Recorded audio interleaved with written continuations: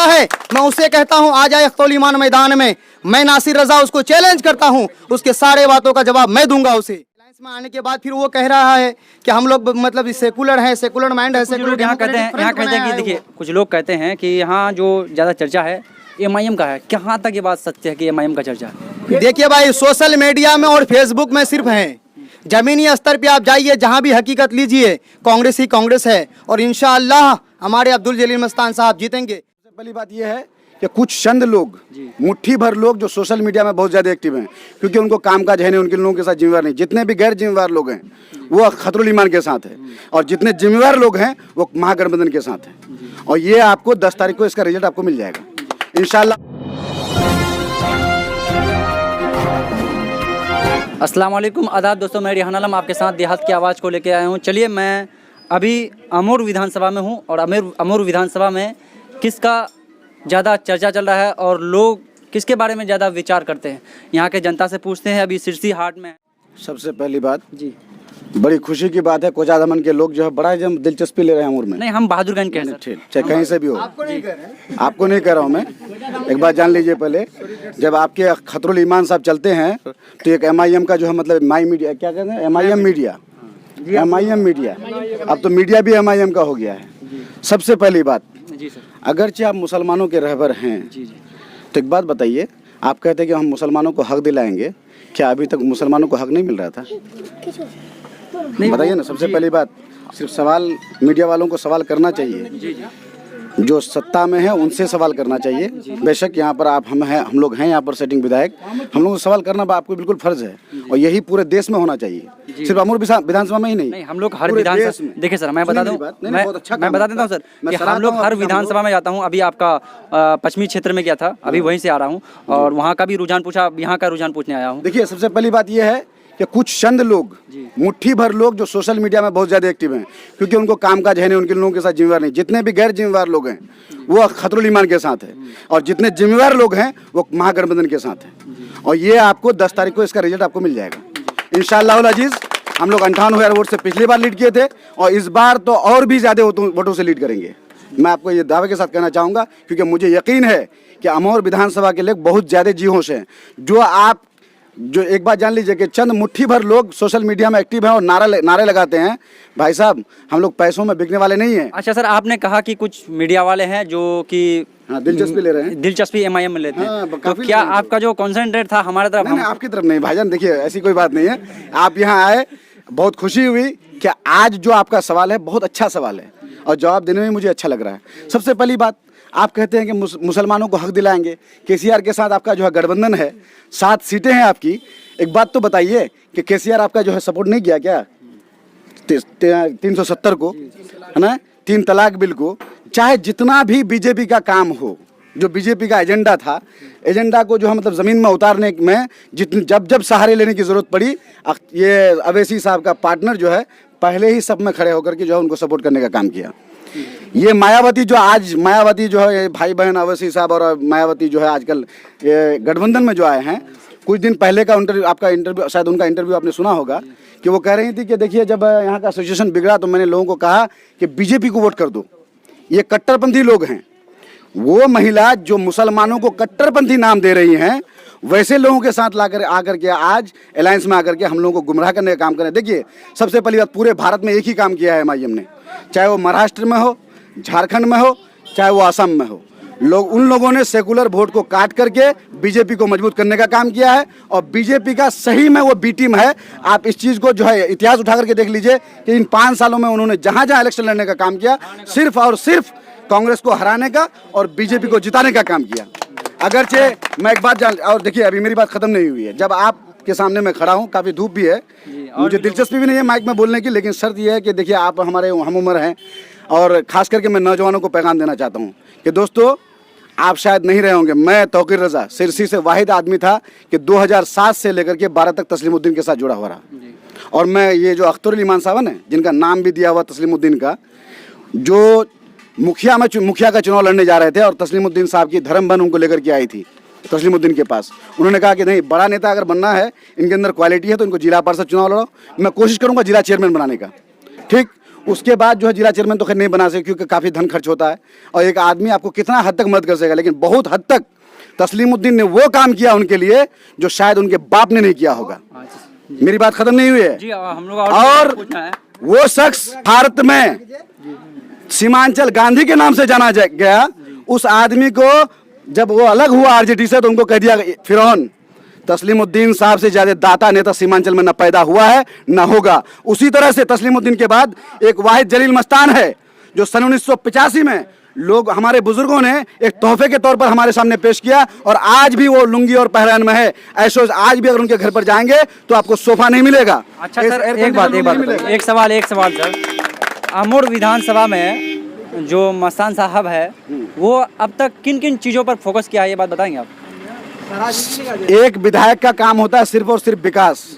विकास कैसा किया है? सुनिए पहले, हमारे यहाँ सड़कें जो नक्शा में तो थी लेकिन ज़मीन पर सड़कें नज़र नहीं आ रही थी।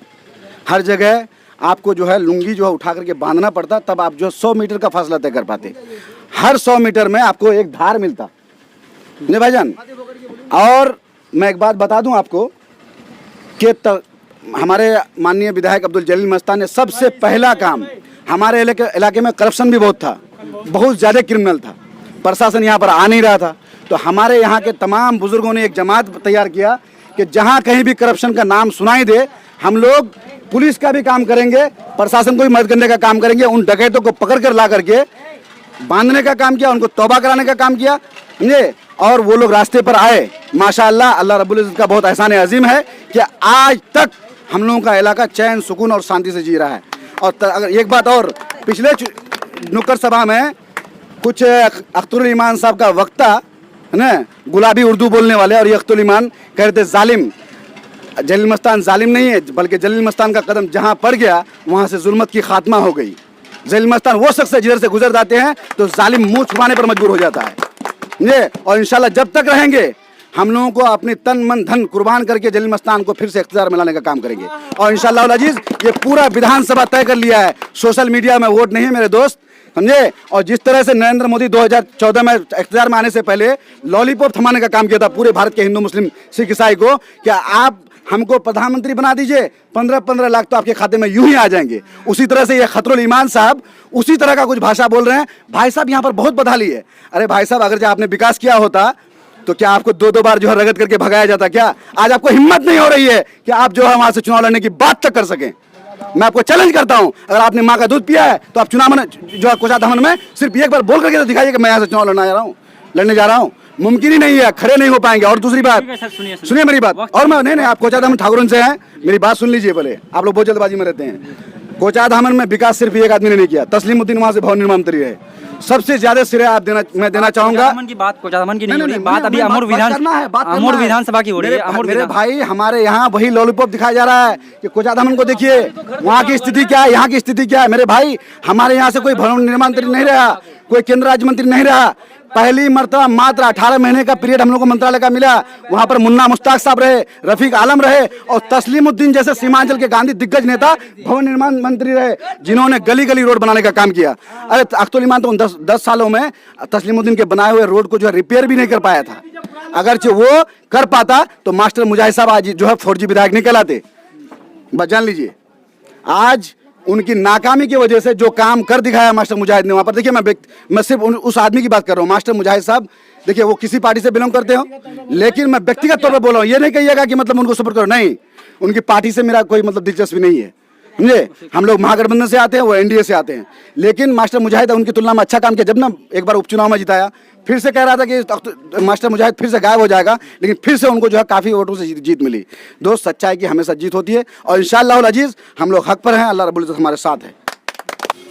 कांग्रेस का चर्चा चल रहा है, तो इस बार क्या लग रहा है कि अमूर विधानसभा में कांग्रेस कितना तक मतलब अपने वोट ला सकते हैं? ये अनुमान नहीं है, लेकिन हमारे यहाँ तो बिल्कुल एकदम पूरा हाथ छापी के ऊपर। 30 साल से हम आपका नाम क्या हुआ? मेरा नाम है मोहम्मद शरीफ जी। क्या लग रहा है इस बार कोचाधामन ये अमूर विधानसभा में? यहाँ से 50,000 वोट से लीड करते हैं हमेशा। हाँ, डेली हमेशा 5 साल बाद 50,000 वोट से हम लोग लीड करते हैं। 1.5 लाख वोट लाते हैं हम लोग यहाँ। आप लोग कांग्रेस ही हैं और इस बार भी कांग्रेस ही हमेशा पक्का ही कांग्रेस है। 25 साल से 30 साल से कांग्रेस है सब। हाँ, इंशाल्लाह वो भी जीतेगा। इस बार जीतेगा। चलिए देखिए, हम लोग तो एकदम बिल्कुल प्योर कांग्रेसी और कांग्रेस को ही वोट करते हैं। और कुछ लोग आए हैं जो कोचाधामन से अख्तुल ईमान साहब आए हैं और आकर के बोल रहे हैं कि यहाँ पर विकास नहीं किए हैं। तो वो अगर इतना विकास पुरुष होते तो कोचाधामन से फिर उसको क्यों निकाला गया? दो टर्म में हारा, वो क्यों हारा? वो फिर पहले रहा आरजेडी से, उसके बाद आया जदयू में, जदयू से आने के बाद फिर वो जब जीत नहीं पाया तो फिर आया एमआईएम में। उससे पहले वो थे किसमें? आरजेडी में। आरजेडी में उसको किसने बनाया? तस्लीमुद्दीन। तस्लीमुद्दीन कौन थे? कुलैया बिरादरी के। उसको अख्तरुल ईमान ने क्या कहा था? फिरौन कहा था। अख्तरुल ईमान अगर उसको फिरौन कहा तो वो अपने आप को क्या कहा? उस वक्त के मूसा। क्या कोई मुसलमान इस वक्त के मूसा हैं? क्या वो पैगंबर है कि वो ये सवाल किया था कि वो मूसा ये है, नमरूद है? अगर कोई फिरौन वो नमरूद होता है तो उसका मतलब कि वो फिर मूसा है। हमारे कुछ दिन पहले आए थे धर्मबाड़ी हाट में अख्तरुल ईमान साहब और आकर के क्या कहा कि अब्दुल जलील मस्तान नमरूद हैं। अगर अब्दुल जलील मस्तान नमरूद है तो मैं अख्तरुल ईमान से पूछना चाहता हूँ वो फिर क्या है? वो क्या इसका मतलब कि वो फिरौन है? इसका मतलब क्या है कि वो मतलब मूसा हैं? अगर वो दूसरे को नमरूद कहेंगे तो वो अपने आप को मूसा से तस्बीह करते हैं। इसका मतलब कि वो ईमान का नहीं है। मुसलमानों का नाम लेकर के मुसलमानों को बदनाम करते हैं। सिर्फ कहते हैं कि मुसलमान और मुसलमानों का वो रहबर नहीं है। अगर मुसलमानों का अगर इतना वो हमदर्द है, अब इसी कहता है कि हम मतलब ये कांग्रेस मुसलमानों का दुश्मन है। हम मानते हैं कि कुछ मतलब कुछ गलतियां हुई होगी, लेकिन ये क्या है कि अवैसी फिर वहाँ पर तेलंगाना में उसके साथ गठबंधन में होते हैं और उसके बाद फिर यहाँ आकर के मुसलमान का मतलब राग अलापते हैं। अगर तेलंगाना में अगर वो 7 सीट पे क्यों लड़ते हैं विधानसभा और यहाँ करके 50 और 100 सीटों पर लड़ते हैं? अगर उसको इतना ही अगर अपने आप पर कमांड है तो वो लड़े तेलंगाना से। और फिर आकर के वो कहा क्या कि हम गठबंधन करते हैं। किससे किया? मतलब गठबंधन आरएलएसपी और जाकर के वो मतलब मायावती से। मायावती 370 बाबरी मस्जिद 3 तलाक के बिल पे इसका बीजेपी का साथ दिया। फिर उसी के अच्छा, आपने कहा कि बाबरी मस्जिद किनका मुद्दा था, आपको पता है? बाबरी मस्जिद हम मानते हैं जब 1984 थी बाबरी मस्जिद में राजीव गांधी ने। हाँ, तो राजीव गांधी किस पार्टी से बिलोंग करते हैं? कांग्रेस से। तो आप बोले हम तो कह रहे हैं कि कुछ गलती रही होगी। आप अगर कहते हैं कि मेरा मतलब दामन दागदार नहीं है, दागदार अगर नहीं है तो फिर दाग वाले लोगों के साथ आप कैसे हैं? मायावती अगर बाबरी मस्जिद का सपोर्ट किया था कि नहीं किया था? फिर वो उसके साथ अलायंस में कैसे आया? अलायंस में आने के बाद फिर वो कह रहा है कि हम लोग मतलब सेकुलर हैं, सेकुलर माइंड है। सेकुलर यहाँ कहते हैं कि देखिए, कुछ लोग कहते हैं कि यहाँ जो ज़्यादा चर्चा है एमआईएम का है। कहाँ तक ये बात सत्य है कि एमआईएम का चर्चा है? देखिए भाई, सोशल मीडिया में और फेसबुक में सिर्फ है। जमीनी स्तर पे आप जाइए, जहाँ भी हकीकत लीजिए, कांग्रेस ही कांग्रेस है। और इंशाअल्लाह हमारे अब्दुल जलील मस्तान साहब जीतेंगे। अब्दुल जलील मस्तान कोई छोटी शख्सियत का नाम नहीं है। जिस समय अब्दुल जलील मस्तान 1985 में आए थे उस समय हमारा क्या अमर वैसा ऐसा ही था क्या? कहाँ से अमर वैसा को उठा करके कहाँ तक पहुँचाया है? ये अब्दुल जलील मस्तान का ही देन है। उसके अलावा बताइए एक नेता भी एक चप्पो मिट्टी कहीं दिया है क्या?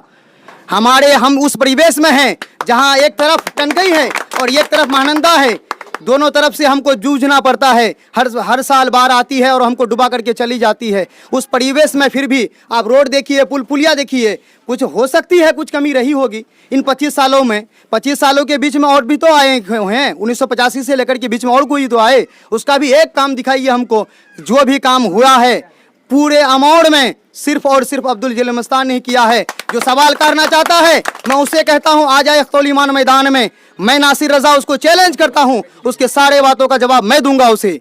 अगर कोचाधामन में इतना विकास किए होते तो फिर उसको क्यों भगाया वहां से? चैलेंज आइए, वो चैलेंज करने के बाद तो चैलेंज तो वो कर रहा है, शायद कर रहा है तो आइए ना भाई सामने। वो आकर सामने बात करता है। अगर इतना है तो आइए ना, डिबेट करते हैं बैठ करके कि विकास अब्दुल जलील मस्तान कैसे नहीं किया है। जी।